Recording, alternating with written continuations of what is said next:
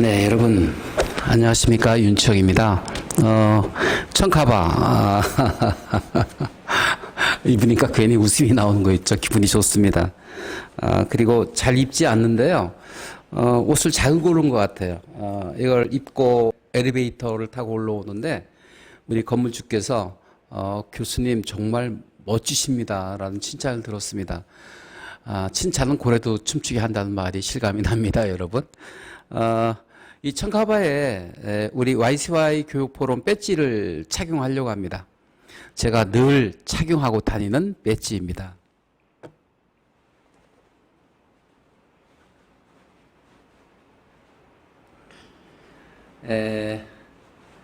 그런데요, 배지를 어디다 달아야 될까? 왜냐하면 지금 배지가 한 개가 아니라 세 개를 달려고 합니다. 이 배지 속에는 It's your mind game이라는 말이 담겨져 있거든요. Success, happiness, love 모두가 다 It's your mind game, 모두가 마음의 게임인 것이다 라는 의미를 담고 있습니다. 그런데 제가 배지를 3개 착용하려고 합니다. 왠지 아세요? 오늘 실은 기다리는 그 만남이 있습니다. 제가 가장 잊지 못할 여행 중에 하나가 남쪽의 끝자리에 있는 해남마을에 2박 3일 동안 자전거를 타고 라이딩을 했던 그런 여행이 있었습니다. 정말 잊지 못할 여행이었는데 강준호 대표라고요. 태양열 에너지 발전소의 한국의 대표 주자이면서 국내뿐만 아니라 국외로도 사업을 전개하고 있는 강준호 대표와 함께 또 대전시 서구의회 의원의 부의장이신 김경석 부의장님과 함께 오늘 맛집에서 만나기로 했거든요. 두 사람이 친구 관계랍니다. 그런데 셋이 만나서 덕담을 나눌 그런 자리를 생각하면 가슴이 울렁울렁하고 있습니다. 그리고 아침에 또 귀한 또 문자를 받았습니다. 요즘은 적극적인 사람들이 저를 많이 대쉬합니다. 41번째 나오는 책, 행복한 성공인의 처세 소통법 공감이란 책도 그 출판사 대표님이 굉장히 적극적이세요. 당신이 책을 집필해서 베스트셀러를 만들기도 했고, 출판사를 등록한 지가 얼마 되지 않는데 벌써 무려 600여 권의 책을 출간을 했다고 합니다. 그런 왕성한 의욕과 열정을 가지고 계신 대표님을 만나 뵈서 10월 중순경에 41번째 책이 출간 예정에 있고요. 그리고 제 밴드에 또 한 출판사 대표님이 들어오셨는데 보자마자 저한테 출간 의뢰를 해오셨습니다. 그래서 오늘 아침에 문자를 받았는데 출판될 책 제목 소통으로 리드하라는 제목으로 책을 써봤으면 좋겠다 싶어서 출근하자마자 한동안 깊이 있게 대화를 나누었습니다. 그래서 제가 출판사 사장으로부터 직접 제안을 받았기 때문에 또 기분 좋고요. 그래서 적극적으로 제가 써볼 작정입니다. 지금 이 청카바의 배지를 3개를 착용했는데 하나는 늘 착용하고 다닐 것이고요. 2개는 오늘 만나는 자리에서 김경석 부의장과 강준호 대표께 전달하려고 합니다. 왠지 아시죠? YCY 교육 포럼에 입단시키려고 합니다. 이럴 때 여러분 박수 주셔야 되는 거 아니겠습니까? 짝짝짝짝. 제가 어제 강의하면서 짧게 말을 잘하는 법에 관해서 정리를 한 게 있어서 오늘 그거를 좀 소개할까 합니다. 누구나 다 말을 잘하고 싶어 합니다. 그러나 말이 잘 되지 않습니다. 그래서 말을 잘 하려면 잘자를 빼라는 말씀을 누누이 드리고 있습니다. 네, 말을 그냥 하시면 됩니다. 굳이 잘하실 필요 없습니다. 평소의 실력이 당신의 모습인 것입니다. 잘하려고 하면 심적 부담감을 느껴서 오히려 말이 잘 안 되는 법이거든요. 말을 잘 하려고 하지 마시고 말을 하세요. 그러나 공식적인 석상이나 사적인 석상에서 마음대로 말이 풀리지 않을 때가 있습니다. 그런 분들을 위해서 팁을 하나 드리겠습니다. 자, 소도 비빌 언덕이 있어야 힘을 쓴다는 말이 있는데요. 일단 비빌 언덕을 만드세요. 그리고 그 언덕을 비벼서 올라가세요. 그러면 다 언덕을 오를 수 있게 되는 것입니다. 조금 풀어서 설명해 드릴까요? 비빌 언덕이란 무엇일까요? 비빌 언덕이란 뭘 의미할까요? 네, 내가 말하고자 하는 줄거리가 바로 비빌 언덕이 아니겠습니까? 말하고자 하는 줄거리가 없다면 정말 황당한 일이죠. 어서부터 말을 풀어가야 될지도 모르겠고요. 하다가 중간에 잃어버리고 삼천포로 빠지는 경우도 엄청 많습니다. 그러니 말할 거리를, 줄거리를 그려 놓으셔야 됩니다. 그거를 압축된 키워드를 뽑아 놓으면 그 키워드들이 말이죠.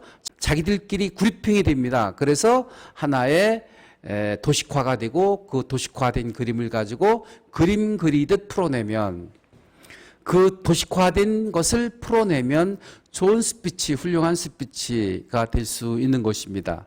여기서 도식화란 말이 잘 이해가 되지 않으실 텐데요. 키워드로 그림을 그려라는 것이고요. 조금 더 색다르게 표현하자면 모아놓은 구슬을 실로 꿰어내는 것. 이것이 바로 도식화하고 구조화인 것입니다. 바꿔서 얘기하면 그림을 그려놓으시면 그것을 풀어내면 바로 여러분들이 생각한 대로, 여러분들이 뜻하는 대로 말을 풀어갈 수 있게 되는 것이죠. 그런데 말이죠. 풀어내는 과정에서가 문제가 되는 것입니다. 어떤 이들은 정직하게, 올곧게 풀어내는 반면에 어떤 분들은 굉장히 재밌고 삼삼하게 풀어내는 분들이 있는 거거든요. 그래서 그 차이는 무엇일까? 자, 여기까지는 이해되시죠? 비빌 언덕을 만들어서 비벼대라. 그러면 가파른 언덕길도 오를 수가 있다는 것이죠. 네, 비빌 언덕이란 뭐라고 말씀드렸죠? 네, 키워드, 압축된 키워드를 가지고 구조화시키는 것, 그림을 그리는 것, 여기까지고요. 그리고 풀어내는 과정이 이제 문제인 것이라는 말씀을 드렸는데 그것을 셀프 어플리케이션, 자기 적용이라고 했습니다. 그런데요, 사람들은요, 어떻게 말을 하고자 하냐면 아주 정직하게 말을 풀어내려고 하거든요. 예, 정직이 중요합니다. 진정성이 중요합니다. 어떤 의식적으로 형식에 맞추어서 체면을 차려가면서 말을 풀어내려고 하니까 좀 그 말이 드라이하고 말이죠. 그리고 별로 재미가 없어지는 것입니다. 그럼 어떻게 하면 재미있게 풀어낼 수 있을까? 넉살스럽게 풀어내는 것입니다. 친밀감 있게, 살갑게, 이거를 영어로 얘기하면 friendly입니다. 친밀하게, 살갑게, 넉살 좋게 풀어낸다는 것이죠. 넉살 좋게란 뜻은 무엇입니까? 네, 체면 차리지 말고 조금은 뻔뻔스럽게 풀어내라는 얘기가 되겠습니다. 여러분, 우리는 좀 넉살스러워야 됩니다. 좀 심하게 말하면 개걸스럽게 말하라 라고 제가 말씀드리고 싶네요. 우리가 음식을 먹을 때 정말 배가 고프면 옆에 눈치고 코치고 없습니다. 그냥 먹는다고 허겁지겁 먹어 제낍니다. 이걸 개걸스럽게 먹는다고 하거든요. 남의 눈치 볼 것 없이 내 느낌을 그대로 직선적으로 표현하는 것이 개걸스러운 것 아닐까요? 넉살스러운 것 아닐까요? 너무 형식에 얽매이거나 또 의식에 얽매이거나 또 체면을 차리거나 하지 마시라는 것이죠. 그게 프로와 아마추어의 차이가 아닐까 그런 생각을 해봅니다. 음식을 먹을 때는 개도 건드리지 않는다는 말이 있습니다. 참 이 말을 되새겨볼 필요가 있을 것 같습니다. 식욕, 수면욕, 성욕 세 가지 욕구는 본능적인 욕구입니다. 개도 마찬가지입니다. 음식을 먹을 때는 정말 정신없이 먹거든요. 배가 고프면 더욱더 그러합니다. 따라서 음식을 먹을 때는 개도 건드리지 않습니다.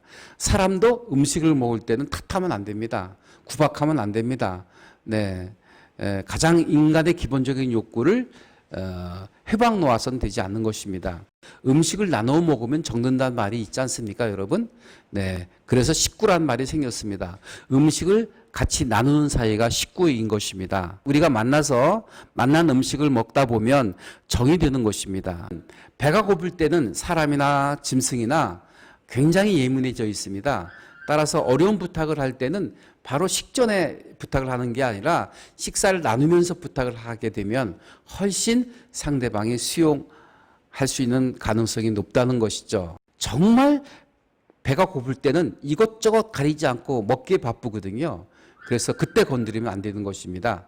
그때 먹는 그런 모습을 개걸스럽게 먹는다고 하는데요. 우리가 말을 풀어 갈 때에도 이것저것 계산하고 눈치를 보지 마시고, 네, 그냥 본인의 욕구 그대로 드러내는 것. 그것이 바로 프로와 아마추어 차이지 않을까 그런 생각을 합니다.